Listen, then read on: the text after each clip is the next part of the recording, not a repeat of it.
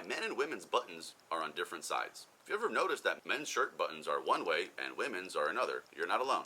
And no, it's not a fashion accident. This design goes back hundreds of years, long before modern clothing or mass production. To understand it, we have to go back to Europe, when buttons first became common in clothing. Before buttons, clothes were tied, pinned, or wrapped. Buttons were expensive, handmade, and a sign of wealth, so only the upper class wore button garments at first. And here's where the split begins. Men's buttons were built for self-dressing. Historically, men dressed themselves. Men's clothing was designed for practicality, military uniforms, riding clothes, and workwear. Most men were right-handed, so placing the buttons on the right side of the garment made it easier to fasten with a dominant hand. That convention stuck. Men's shirts, coats, and jackets all have buttons on the right side ever since. Women's buttons were designed for servants. Women's clothing followed a very different path. Upper-class women in Europe were not expected to dress themselves. Wealthy women were assisted by maids or lady attendees, who stood facing them while fastening gowns, corsets. From the maid's perspective, placing the buttons on the left side of the wearer made the task easier. Again, because most people were right-handed. So women's garments were designed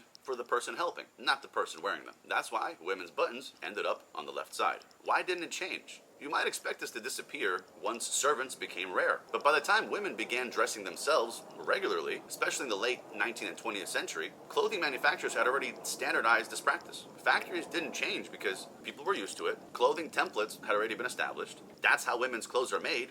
Became a tradition. Even when the original reason vanished, the design stayed. There are a number of other theories out there to explain this, but the servant explanation is the one supported by fashion historians and clothing records. What started as a class distinction quietly turned into a gender norm, ones we still wear today without thinking about it. Like, comment, and sub for more interesting stories.